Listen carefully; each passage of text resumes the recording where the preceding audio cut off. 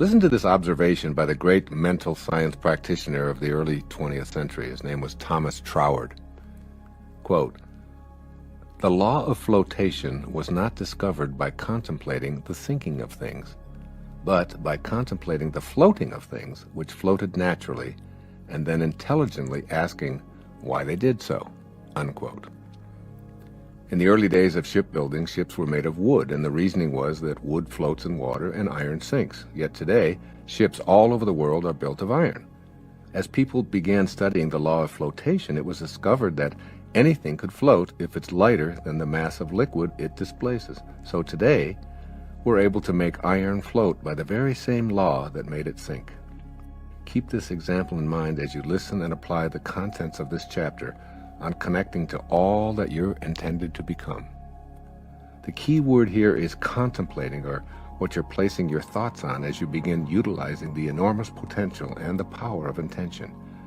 You must be able to connect to intention, and you can't access and work with intention if you're contemplating the impossibility of being able to intend and manifest.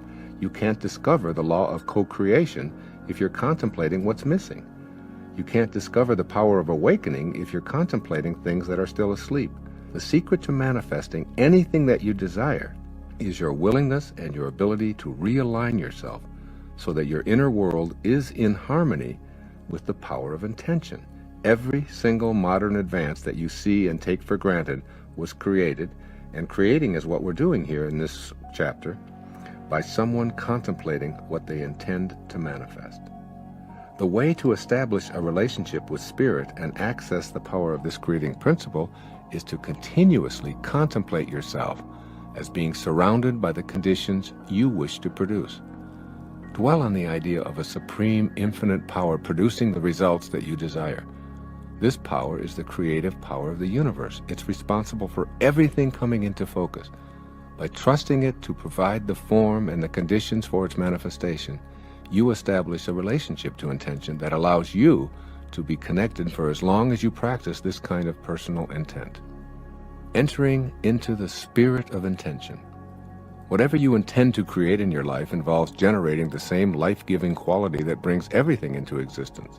The spirit of anything, the quality that allows it to come into the world of form, is true as a general principle, so why not activate it within yourself?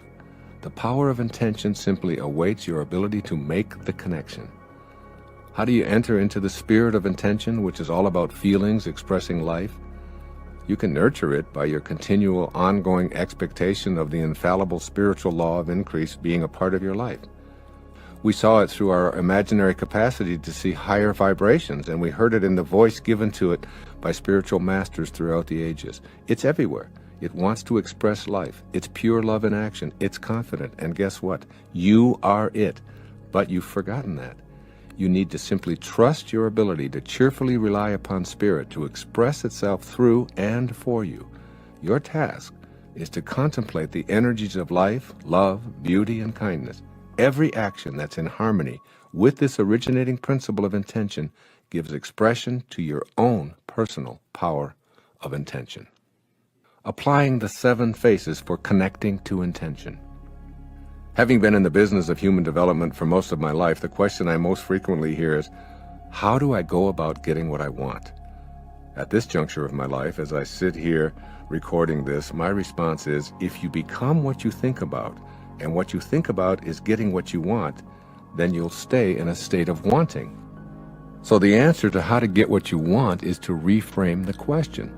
How do I go about getting what I intend to create or co-create? My answer to that question is in the remainder of this chapter, but my short answer is this. You get what you intend to create by being in harmony with the power of intention, which is responsible for all of creation. Underline that in your mind. I'll say it again. You get what you intend to create by being in harmony with the power of intention, which is responsible for all of creation. So, begin to remove that ego burden from your shoulders and reconnect to intention. When you lay your ego aside and return to that from which you originally emanated, you'll begin to immediately see the power of intention working with, for, and through you in a multitude of ways. Here are those 7 faces revisited to help you to begin to make them a part of your life. First, be creative. Being creative means trusting your own purpose and having an attitude of unbending intent in your daily thoughts and activities. Staying creative means giving form to your personal intentions. A way to start giving them form is to literally put them in writing. For instance, in my writing space here on Maui, I've written out my intentions, and here are a few of them that stare at me each day as I write. My intention is for all of my activities to be directed by Spirit. My intention is to love and radiate my love to my writing and any who might hear these words.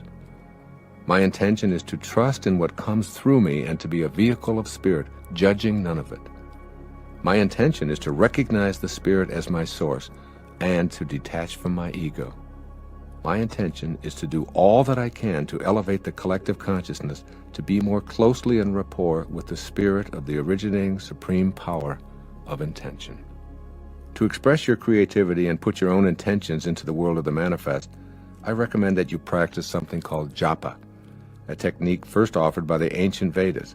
Japa meditation is the repetition of the sound of the names of God while simultaneously focusing on what you intend to manifest. Repeating the sound within the name of God while asking for what you want generates creative energy to manifest your desires.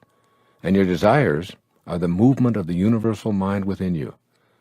Now you may be skeptical about the feasibility of such an undertaking. Well, I ask you to open yourself up to this idea of japa as an expression of your creative link to intention. I won't describe the method in depth here because I've written an entire book about it with an accompanying CD by Hay House called Getting in the Gap, Making Conscious Contact with God Through Meditation, and I urge you to read that and practice it. For now, just know that I consider meditating and practicing japa essential in the quest to realign yourself with the power of intention. That power is creation, and you need to be in your own unique state of creativity to collaborate with the power of intention. Meditation and japa are surefire ways to do so. Secondly, be kind. A fundamental attribute of the supreme originating power is called kindness. All that's manifested is brought here to thrive. It takes a kindly power to want what it creates to thrive and multiply. Were this not the case, then all that's created would be destroyed by the same power that created it. In order to reconnect to intention, you must be on the same kindness wavelength as intention itself. Make an effort to live in cheerful kindness. It's a much higher energy than sadness or malevolence, and it makes the manifestation of your desires possible. It's through giving that we receive. It's through acts of kindness directed toward others that our immune systems are strengthened and even our serotonin levels increased. This idea of extending kindness is particularly relevant in how you deal with people who are helpless, elderly, mentally challenged, poor, disabled, and so on. These people are all part of God's perfection. They too have a divine purpose, and since all of us are connected to each other through spirit, their purpose and intent is also connected to you. Extend thoughts of kindness everywhere. Practice kindness towards earth by picking up a piece of litter that's on your path, or saying a silent prayer of gratitude for the existence of rain, the color of flowers, or even the paper that you hold in your hand that was donated by a tree. The universe responds in kind to what you elect to radiate outward. If you say with kindness in your voice and in your heart, "How may I serve you?" the universe's response will be, "How may I serve you as well?" It's called attractor energy. It's this spirit of cooperation with all of life that emerges from the essence of intention. And this spirit of kindness is one that you must learn to match if connecting back to intention is your desire.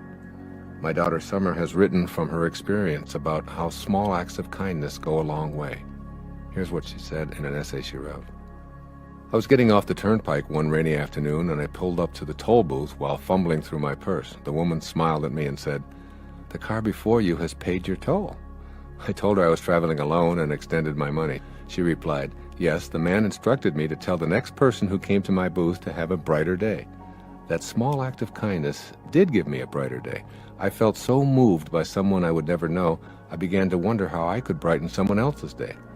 I called my best friend and told her about my paid toll. She said she'd never thought of doing that, but it was a great idea. She goes to the University of Kentucky and decided to pay for the person behind her every day on her way to school as she exits the toll road. I laughed at her sincerity. "You think I'm kidding," she said, "but like you said, it's only 50 cents. As we hung up, I wondered if the man who paid my toll even fathomed that his thoughtfulness would travel all the way to Kentucky. I had an opportunity to extend kindness at the supermarket one day when I had my cart filled to the top with food that my roommate and I would share over the next 2 weeks. The woman behind me had an antsy toddler and not nearly as much in her cart as I had. I said to her, "Why don't you go first? You don't have nearly as much as I do." The woman looked at me as if I just sprouted extra limbs or something. She replied, "Thank you so much. I haven't seen many people around here be thoughtful of another person. We've moved here from Virginia and are considering moving back because we're questioning whether this is the right place to raise our 3 children." Then she told me that she was about ready to give up and move back home, even though it would create a huge financial strain on her family. She said, "I'd promised myself if I didn't see a sign by the end of today, I was going to demand that we move back to Virginia. You are my sign." She thanked me, smiling as she left the store. I was flabbergasted, realizing that such a small gesture impacted a whole family. The clerk said as she was checking me out, "You know what, girl? You just made my day." I walked out smiling, wondering how many people my act of kindness would affect. The other day, I was getting a breakfast sandwich and coffee and thought my coworkers might like some donuts. The 4 guys I work with at the stables live in little apartments at the front of the barns. None of them have a car, but they share a bike. I explained to them that the donuts were for them. The look of gratitude on each of their faces was rewarding in an immeasurable way. I haven't really worked here all that long, and I think that those 12 small donuts helped to break the ice a little bit. My small act of kindness turned into something huge as the week went on. We started looking out for one another more carefully and working like a team. The third way to connect to intention is to be love. Ponder these words thoughtfully. God is love, and he that dwelleth in love dwelleth in me, and I in him. That is God talking, so to speak, keeping in mind the central theme of this chapter, and in fact, this entire program, that you must learn to be like the energy that allowed you to be here in the first place. Then being in a state of love is absolutely necessary for you to reconnect to intention. For the purposes of this chapter, I'd like you to think about love in the following 2 ways.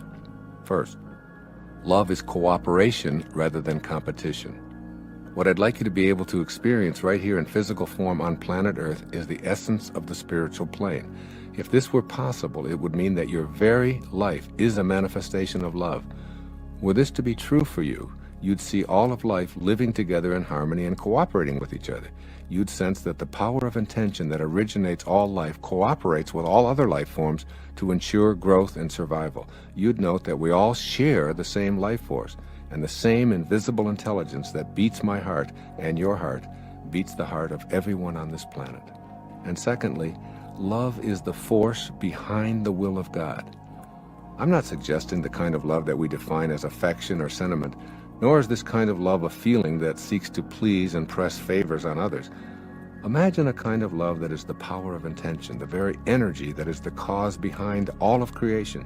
It's the spiritual vibration that carries divine intentions from formless to concrete expression. It creates new thought form, changes matter, vivifies all things, and holds the cosmos together beyond time and space. It's in every one of us. It is what God is. Our fourth way of reconnecting to intention. Be beauty. Emily Dickinson once wrote, "Beauty is not caused, it is." As you awaken to your divine nature, you'll begin to appreciate beauty in everything you see and touch and experience. You were brought into this world from that which perceived you as an expression of beauty. It couldn't have done so if it thought you to be otherwise. For if it has the power to create, it also possesses the power not to do so. The choice to do so is predicated on the supposition that you're an expression of loving beauty. This is true for everything and everyone that emanates from the power of intention. Here's a favorite story of mine that illustrates appreciating beauty where you once didn't. It was told by Guru Mai in her beautiful book, Kindle My Heart.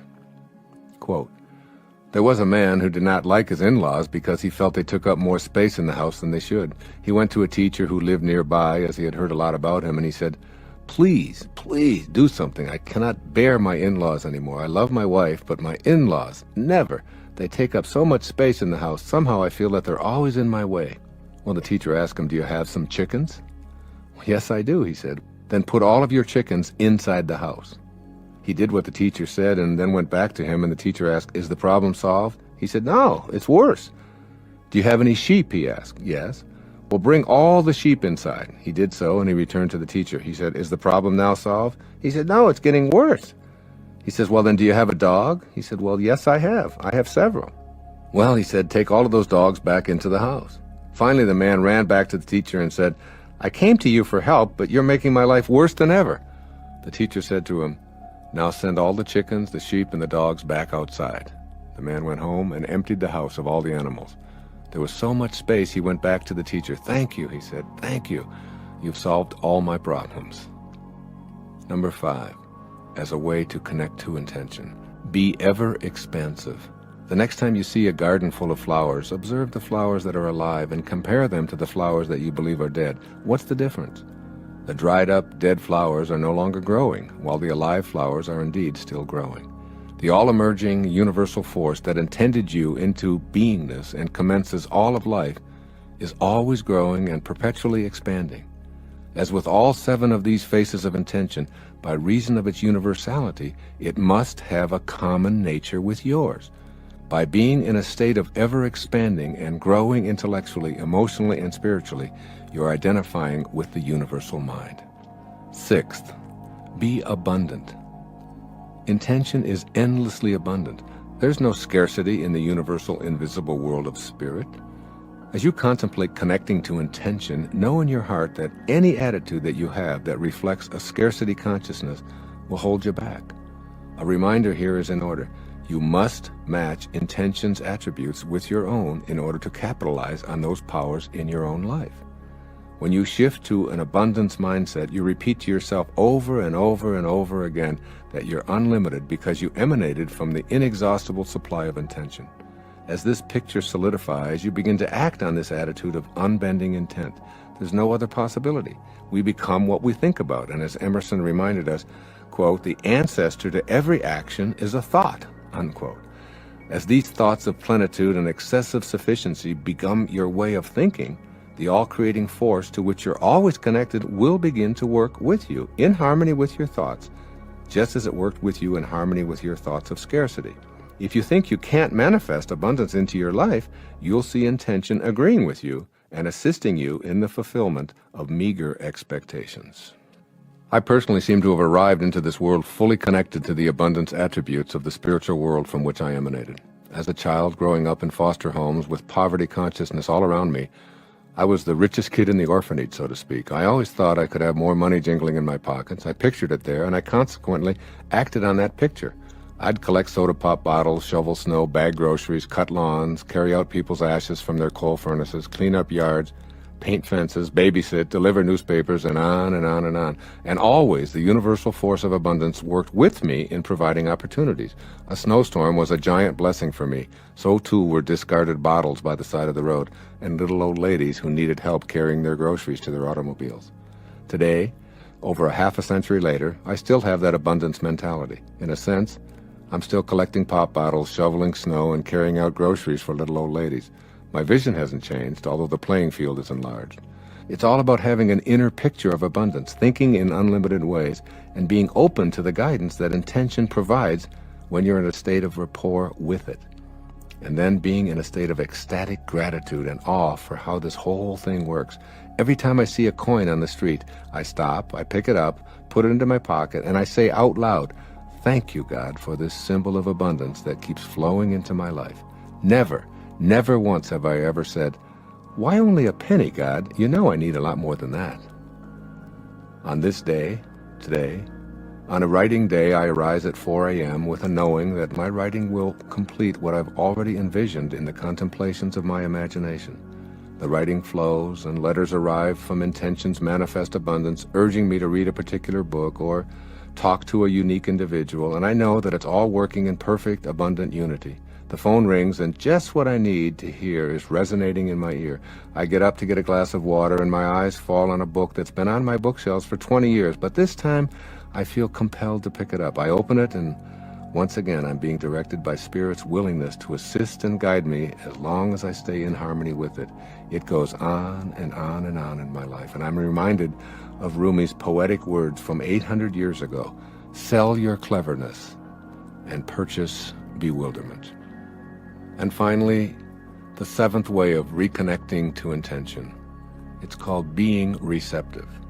The universal mind is ready to respond to anyone who recognizes their true relationship to it. It will reproduce whatever conception of itself that you impress upon it. In other words, it's receptive to all who remain in harmony with it and stay in a relationship of reverence for it. The issue becomes a question of your receptivity to the power of intention. Stay connected and know you'll receive all that this power is capable of offering. Take it on by yourself as separate from the universal mind, an impossibility, but nevertheless a strong belief of the ego, and you remain eternally disconnected. The nature of the universal mind is peaceful. It isn't receptive to force or violence. It works in its own time and rhythm, allowing everything to emanate by and by. It's in no hurry because it's outside of time. It's always in the eternal now. Try getting down on your hands and knees and hurrying along a tiny tomato plant sprout. Universal spirit is at work peacefully, and your attempts to rush it or tug new life into full creative flower will destroy the entire process.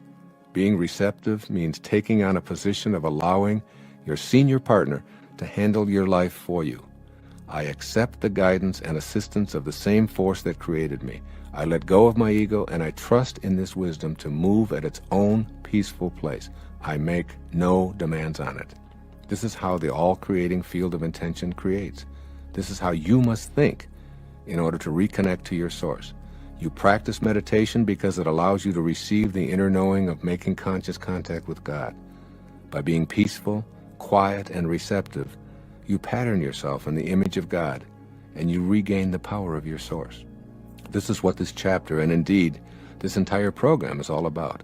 That is, tapping into the essence of originating spirit, emulating the attributes of the creative force of intention, and manifesting into your life anything that you desire that's consistent with the universal mind, which is creativity, kindness, love, beauty, expansion, abundance, and peaceful receptivity.